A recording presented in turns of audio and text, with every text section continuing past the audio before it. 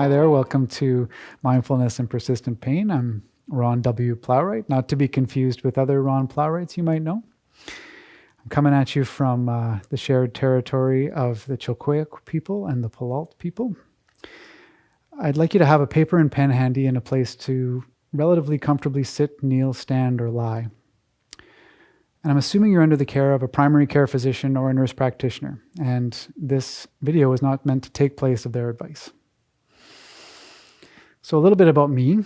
You can see on the slide there, a dad and a husband, among other things.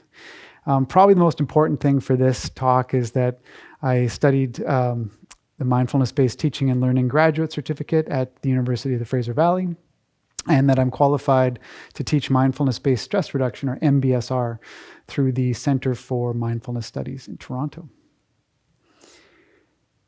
And so a place we often start is this idea of a definition of mindfulness. And I'll be speaking to you today through the secular scientific lens. So sort of this non-religious, evidence-based, or scientific theories-based lens. The definition that we most often use with secular scientific is that mindfulness is paying attention in a particular way on purpose in the present moment and non-judgmentally. This was coined by Jon Kabat-Zinn, who's often credited with secularizing mindfulness in North America. We'll come back to that in a little bit and unpack it a little more. And you'll often hear about kind of practicing mindfulness.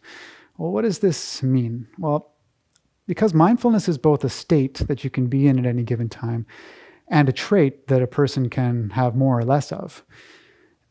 Some of us are actually more naturally gifted at this. Good example is my wife. And then there's a lot of us who have to really practice hard to get there. I'd be an example of that. And that's what we mean by practicing. And so there's a couple of different kinds of practices. There's formal and informal. And formal can be further divided into meditations where we're being still. Some people call them sit meditations, but you don't have to be sitting. And meditations where we're moving, like mindful walking or mindful yoga. And either of these can be guided by a teacher like myself, or a recording of somebody like me, or they can be self-guided. And then there's informal practices, which are just paying attention to things that happen in everyday life all the time. So we usually start with things like brushing teeth, or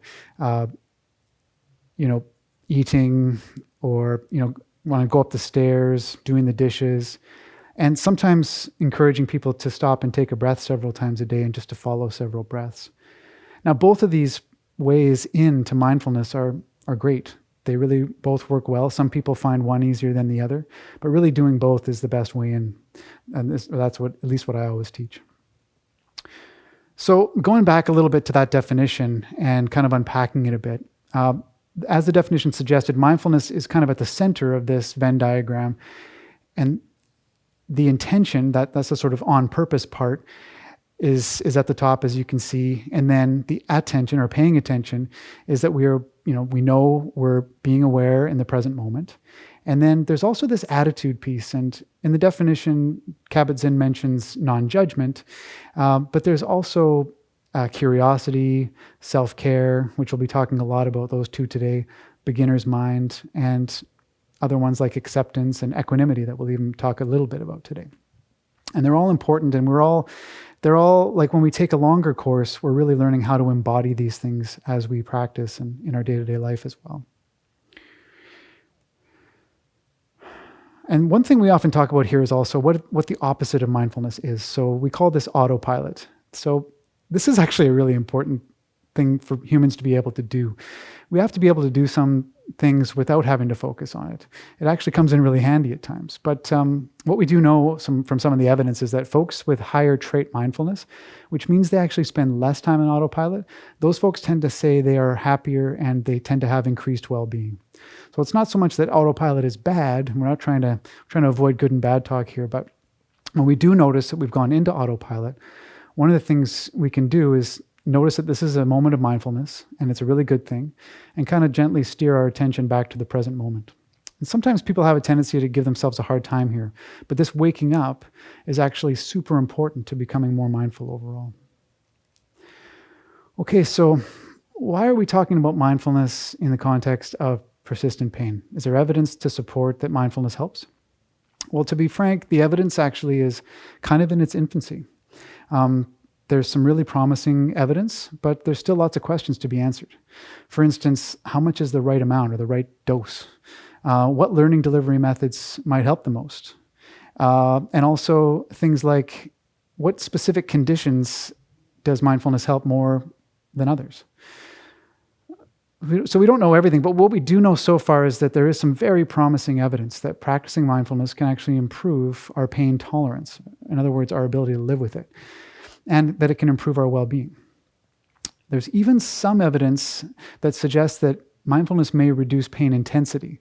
However, there's some other studies that say the opposite. So the jury's still out on that. And later on, we'll talk about how all of this might happen after we do a short practice together.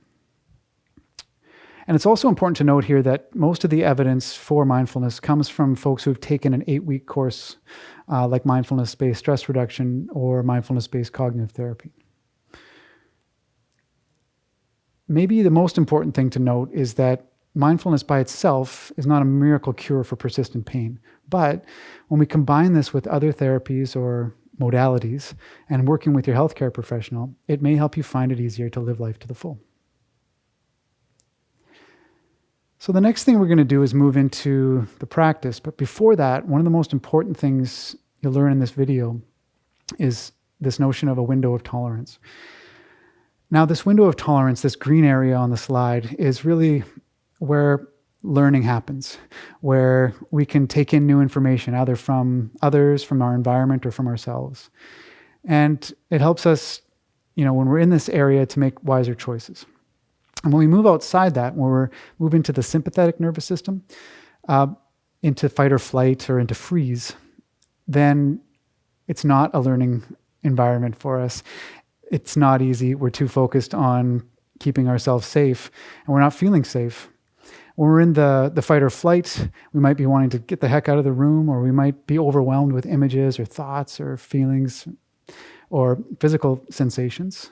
And when we're in the freeze mode, we might actually be totally dissociated or kind of zoning out. And neither one of these is a particularly good place to learn from, being dysregulated.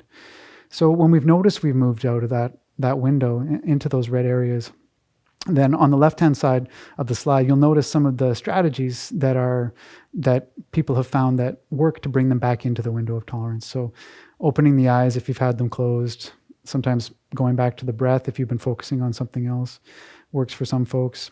Washing the hands, getting up and walking around and feeling the feet on the floor. Taking a look around you and noticing 5 things and describing them. All of these are good, and there's even more there for you to read. The important thing to notice here, or to note here, is that, because we're trying to actually increase our tolerance, that is one of the most important things we can do here. But that doesn't take precedence over keeping ourselves safe and self-care. So you don't have to tough it out, right? That's one thing that I really want you to learn from that slide.